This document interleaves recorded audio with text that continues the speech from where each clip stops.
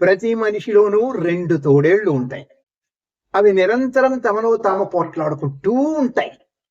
అందులో ఒక తోడేలుది దుష్ట బుద్ధి.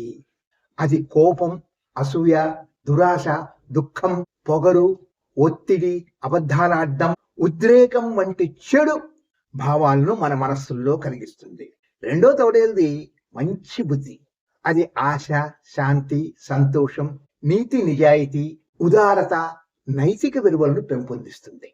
అయితే ఆ యుద్ధంలో ఏ తోడేలు గెలుస్తుంది అన్నది ప్రశ్న. నువ్వు దేన్ని పెంచి పోషిస్తే అదే గెలుస్తుంది. ఈ కథ మన స్వభావానికి అద్దం పడుతుంది.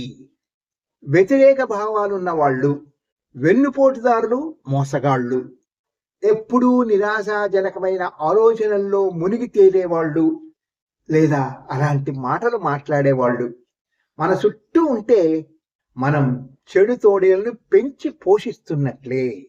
దానికి బదులుగా మన సమయాన్ని సక్రమంగా వాడుకోవడం, మంచి పుస్తకాలు చదవడం, తోటి వారికి సాయపడడం, సానుకూలంగా ఆలోచించడం, సమస్యలకు పరిష్కారాలు వెతుక్కోవడం వంటి పనుల్లో నిమగ్నమైతే చెడ్డ తోడేలు మీద గెలిచేందుకు మనం మంచి తోడేళ్లను ప్రోత్సహిస్తున్నామన్నమాట.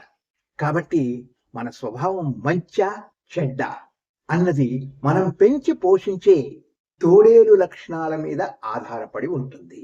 Good luck.